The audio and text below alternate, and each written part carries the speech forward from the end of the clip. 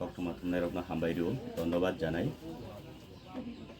আমরা বাংলাদেশ আসল না, আমরা গতকালকে হঠাৎ করে আমরা বিভিন্ন সোশ্যাল মিডিয়ার মাধ্যমে আমরা দেখেছিলাম যে আমাদের এই রাজ্যের প্রাক্তন স্বাস্থ্যমন্ত্রী তথা বর্তমান কংগ্রেসের এমএলএ সুদীপ রায় বর্মন মহোদয়, আমি ওনাকে যথেষ্ট সম্মান দিই। উনি অনেক সিনিয়র এবং বরিষ্ঠ একজন নেতা। ব্যক্তিগত হিসাবে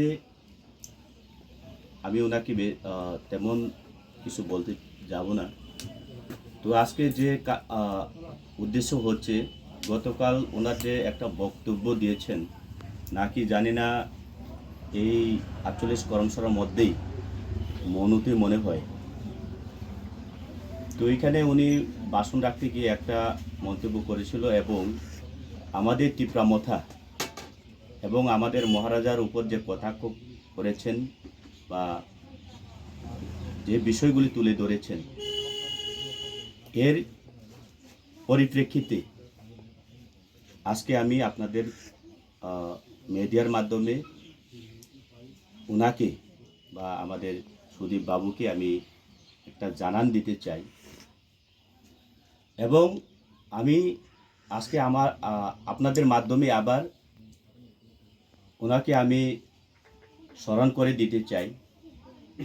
আমরা যদি এই রাজ্যের রাজনৈতিক ইতিহাসকে যদি লক্ষ্য করি, পরিষ্কার অবসরপ্রাপ্ত মুখ্যমন্ত্রী উনি এক সময় বলেছিলেন যে ये टिप्रामथा किसका साथ बात करेगा, उसका कोई रास्ता नहीं है बीजेपी के अलावा। विप्लव बाबू, हमें अपना क्यों बोलते चाहिए, आपको लगता होगा ये हमारा टिप्रामथा बीजेपी का जागीर है, लेकिन अगर आपका सोच में ऐसा है तो ये गलत है, क्योंकि हमारा बुबाग्रा, हमारा महाराजा, हमारा टाइगर जब तक जिंदा है, हम टिप्रासा कभी भी अपना सिर नहीं झुकाएंगे। ये बीजेपी हो, सीपीएम हो, कांग्रेस हो, किसी का सामने हम टिप्रासा कभी भी अपना सिर नहीं झुकाएंगे हम लोग। ये याद रखो। তিনবাজি রাজনৈতিকগত কারণে আপনি মাত্র 2 থেকে 3টা বছর থাকার পরেই আপনি এই মন্ত্রী পদ থেকে আপনাকে বহিষ্কার করা হলো। তো পরিষ্কার আমি আপনাকে কটাক্ষ করব না।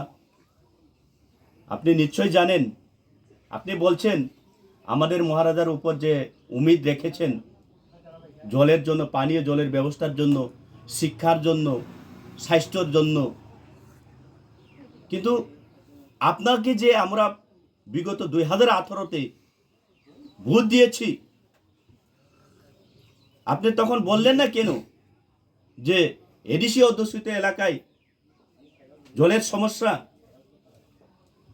শিক্ষার কোনো পরিকাঠামোই নেই, একেবারে শিক্ষার পরিকাঠামো ভেঙে পড়েছে, আপনি বলছেন না কেন? আর আজকে আমরা জানি এ রাজ্যের মানুষ, এ রাজ্যের টিপ্রাসারা যথেষ্ট জানতে পেরেছে। আপনারা বলছেন বিভিন্ন মিটিং মিছিলে আমরা আগামীতে 2023-এ ক্ষমতায় আসি। যখন আপনাদেরকে প্রশ্ন করা হয় দাদা কিভাবে ক্ষমতায় আসবেন, আপনারা বলেন এই মথা তো মহারাজার দল টিপ্রামথা তো আমাদের সাথে অ্যালায়েন্স হয়ে যাবে, তো আমরা একটা নতুন সরকার গঠন করার একটা স্বপ্ন দেখছি। এটাই তো আপনাদের আসল রূপ। এবং কিছু সময় দেখা যায় কোন এক সিপিআইএম এর বরিষ্ঠ নেতা সাংবাদিক সম্মেলন করে বলেন মহারাজের সাথে কথা হয়ে গেছে, অ্যালায়েন্স হয়ে যাবে এবং আমরা 8ম বামফ্রন্ট গতে যাচ্ছি। এবং এছাড়াও বর্তমান রাজ্য সরকার যে পরিচালনা করেছেন যে পার্টি বিজেপি পার্টি ভারতীয় যারা এই রাজ্যে দীর্ঘদিন ধরে জাতীয় পার্টির নেতা করেছেন, লিডার করেছেন, নেতাগিরি করেছেন এবং আপাময় জনসাধারণের বুথের মাধ্যমে আপনারা অনেক নেতা লিডাররা মন্ত্রিত্ব করেও গেছেন, কিন্তু আপনাদের একটা কালচার হয়ে গেছে এ রাজ্যে, আপনাদের একটা অভ্যাস হয়ে গেছে টিপ্রাসারা নিজের অধিকারের জন্য, নিজের মৌলিক অধিকারের জন্য যখন আমরা আওয়াজ গড়ে তুলি, আমরা যদি নিজের অধিকার আদায়ের জন্য, নিজের অস্তিত্ব রক্ষার জন্য আমরা যদি আন্দোলন গড়ে তুলি, তখন আপনারা মনে করেন এই আঞ্চলিক পার্টি কোনো না কোনো সময় অ্যালায়েন্স হয়ে যাবে। কিন্তু সেটার রেকর্ড আছে এই ত্রিপুরা রাজ্যে।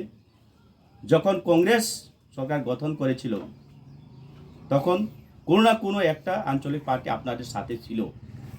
এরপরে দীর্ঘ 25 বছর বাম শাসনকালেও আঞ্চলিক পার্টি ছিল, যিনি জিএমপি, উনি একসময় জনশিক্ষা। এরপরে 2018 বিধানসভাতে আপনিই নেতৃত্ব দিয়েছিলেন এবং আওয়াজটা তুলেছিলেন, চলো পাল্টাইয়ের আওয়াজ। তখন আমাদের রাজ্যের একটা পার্টি, আঞ্চলিক পার্টি, যে আইপিএফটি পার্টি, তাদের কাঁধে বসে আপনি যে নাচ গান করেছিলেন সুদীপ বাবু, কিন্তু মানুষ, জনসাধারণ, এই এলাকার এই ত্রিপুরাবাসীরা আপনাকে একটা সুযোগ দিয়েছিল এবং আপনার উপর যে আস্থা রেখেছিল যে আপনাকে এমন নাকি একটা মন্ত্রিত্বের একটা চেয়ার তৈরি করে দিয়েছে এই এলাকার বা এই ত্রিপুরাবাসীরা। সেখানে পরিষ্কার হয়েছিলেন কংগ্রেসের পক্ষ থেকে, মনে হয় 1963 শচীন লাল সিংহ, উনার পরে আবার হয়েছেন সেনগুপ্ত, এরপরে রাধিকা রঞ্জন। 1900 আমরা এটাও দেখেছি 1992 থেকে উনার পিতা একজন এই রাজ্যের বরিষ্ঠ নেতা ছিলেন কংগ্রেসের, এবং তৎকালীন আমাদের এই রাজ্যের এমপি আমাদের রাজমাতা বর্তমানে জীবিত রয়েছেন, অবসরপ্রাপ্ত এমপি। উনার আমাদের রাজমাতার আরাধনায় উনার পিতাকে একবার 1992-এ এই সুযোগটা দেওয়া হয়েছিল। কিন্তু দেখা যায় 1992 যখন মুখ্যমন্ত্রী ভারপ্রাপ্ত দেওয়া হয় ওনার পিতাকে, উনি একটা বিফল,